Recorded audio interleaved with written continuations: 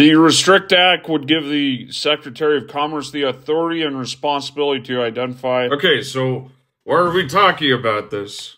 This is actually important, right? So the bill is called the Restricting the Emergence of Security Threats that Risk Information and Communications Technology Act. It would give the Secretary of Commerce broad power to regulate tech produced by 6 countries that have adversarial relationships with the U.S. China, Cuba, Iran, North Korea, Russia, and Venezuela. And this was introduced by a bipartisan group of senators just on Tuesday, March 7th.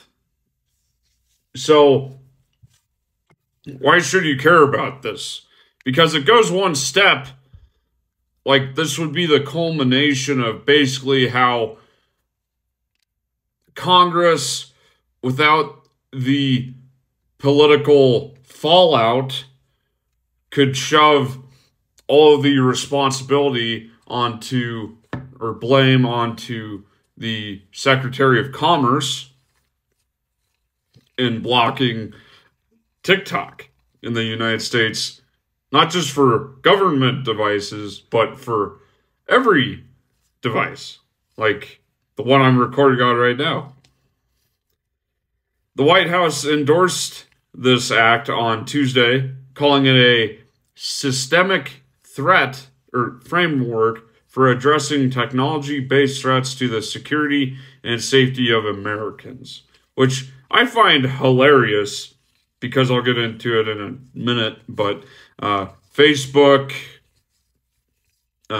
Twitter, American-based companies love harnessing your data, but nobody bats an eye at them because they're based in America, supposedly. Yeah, they're associated with America. So like a statement from the U.S. Secretary of Commerce, Gina Raimondo, released this statement on Tuesday, March 7th. Quote, protecting national security is one of our top priorities at the Department of Commerce, and I commend Senator Warner, Senator Thune, and the bipartisan group of senators who announced the Restrict Act today for working together and proposing a mechanism to address technology-based threats to our country from certain foreign adversaries. Commerce welcomes this legislative framework for addressing these threats and protecting American safety and national security. I look forward to working with these senators and their colleagues on both sides of the aisle to advance this legislation through Congress and to the president's desk. So, I mean,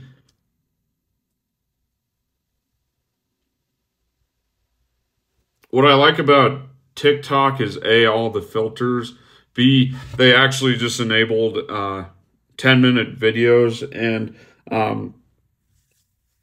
I mean, there's a lot on it. You get a lot of organic reach, even though they did the whole paid whatever on it. Like, I really enjoyed recording videos on it. I disagree with their implementation of their community guidelines sometimes, but I mean, that's every thing. Like a post on Facebook that was restricted only to my own visibility still got flagged by their system. And then I appealed it, and then they were like, well, we agree with you, but your account is still restricted for 30 days. I mean, tell me how that makes sense. So now let's go to Facebook, Twitter, and other based companies, America-based companies. So we're going to look at Facebook because if I had to guess, if you're my age, you probably have a Facebook account, and they also own Instagram. So, yeah. So what data can Facebook collect on its website? It can collect whatever information you give to it, and it can collect some information you don't share with it. Facebook has a terrible track record for keeping user information safe and secure.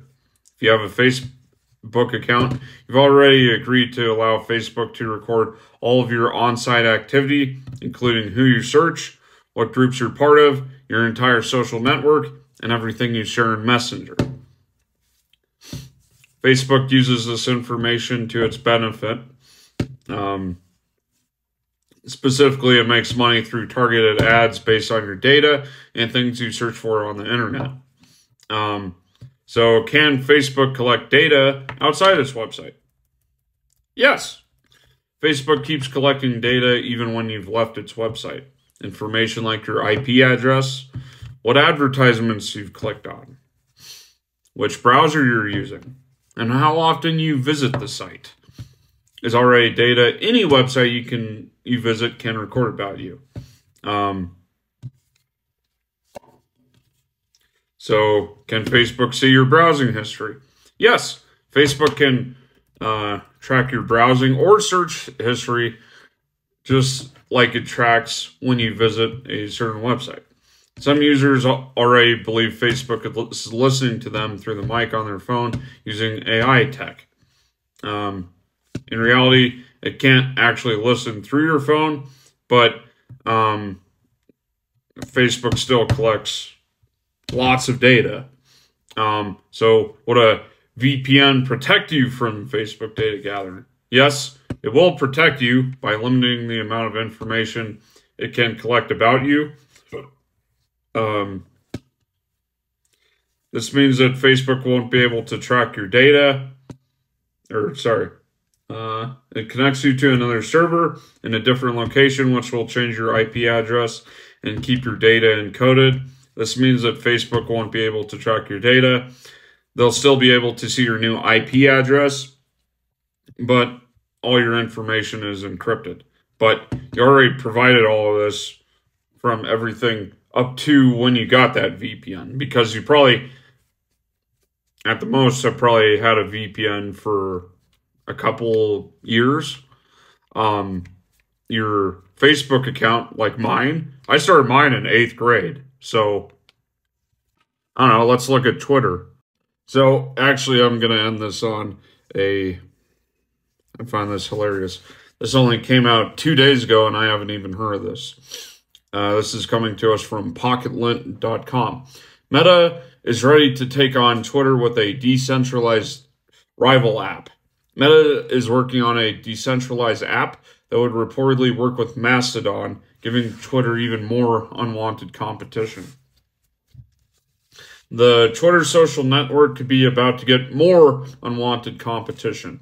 A pair of new reports claims that Meta, I'm just going to call it Facebook, is working on a competitor to Twitter that will use ActivityPub, the same federated networking protocol that is at the heart of Mastodon. I still want to make a Mastodon account, but yeah. The new app doesn't have a name yet, but the codename is P92, and its use of the ActivityPub protocol would allow it to tie into Mastodon and other services that also use the same one. In a statement to Platformer, Meta confirmed that it is indeed working on something. Quote, "We're exploring a standalone, decentralized social network for sharing text updates. We believe there's an opportunity for a separate space where creators and public figures can share timely updates about their interests, but concrete details are sparse. The use of ActivityPub is interesting, not least because of the Mastodon connection. Because it's decentralized, nobody actually owns any single point of data collection, which also means that no one entity is responsible for the service itself." But anyways, so going back to, since I'm almost done with this video, TikTok could get banned. It's very likely that will at least get restricted even more because it's a political target, of course. But I assume there will just be a clone to it. It probably won't be as good, but I don't know. I mean, it's saying up to banning it. I don't know.